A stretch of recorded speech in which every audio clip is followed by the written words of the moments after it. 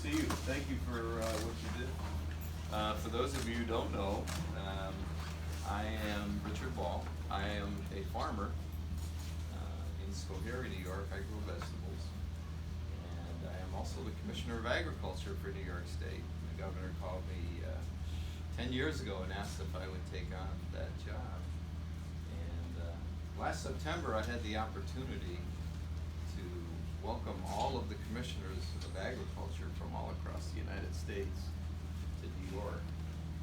I was president of that group, and we had a big meeting in Saratoga Springs, New York, and a challenge went out across all the ag in the classrooms across the entire state about our theme for the convention, and the convention was going to be still growing. On my farm, still growing is kind of our motto, because sometimes farmers have bad weather, sometimes farmers have difficult markets, sometimes we have challenges with our animals or our crops, sometimes we have floods, but throughout it all, we're still growing. And that was the theme for our meeting. And so Chase was one of two people who were very successful in writing a fantastic poem on what still growing means. And I'm going to ask him to read his poem today, which I have with me. But I remember we met for the first time as you were about to walk on stage. Do you remember that? And I said he had memorized the poem. And there was 500 people in this room. Okay? 500 people are in this room. And they're all commissioners and secretaries and directors of agriculture from across the country. The Secretary of Agriculture for the United States of America was there in the room, and there was all kinds of people there. And I said, "You okay? You ready to do this?" You remember what you said? Yes. You said, "I got it."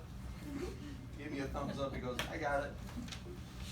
So anyway, it's great to be with you today, and I'm going to share a little bit of fuss over Chase. But first of all, pay close attention, and we'll have Chase read that poem to you, okay? My poem is called Working on Our Farm. Planting is fun. When it is done, we will have food so the cows are in a good mood. When they eat their hay, we will have milk for the day. We also grow corn. I can't wait until calves are born.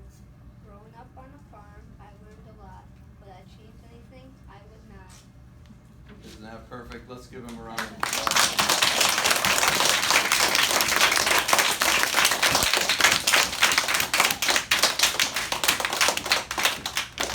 So we're going to get to the point where we're going to have a little conversation, if that's okay. This means okay? Yeah. Okay, thank you. But before I let Chase sit down, there's two things. One, we made a certificate for you, which you can hang on your wall, Chase, which is signed by me. And you can keep that and take that home. Alright? Pretty cool. First of many plaques and certificates, I believe, as we go forward.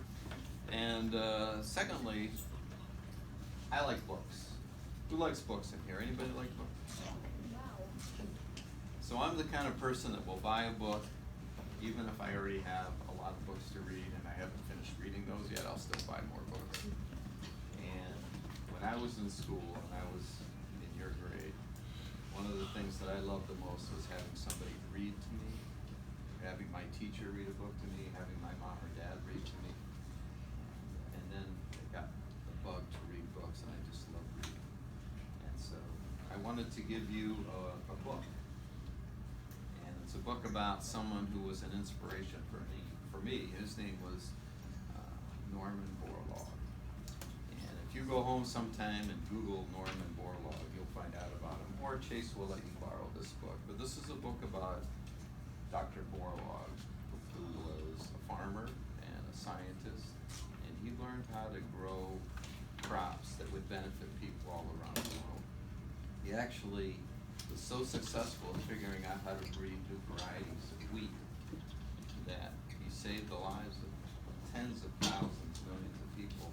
And for that, he won a Nobel Peace Prize. And he was the first agriculturalist to win the Nobel Peace Prize. He has a statue in Washington, D.C. in the Capitol. And he's always been kind of an inspiration to me. So this is a book about Norman Borlaug for you to have and keep, my son. All right.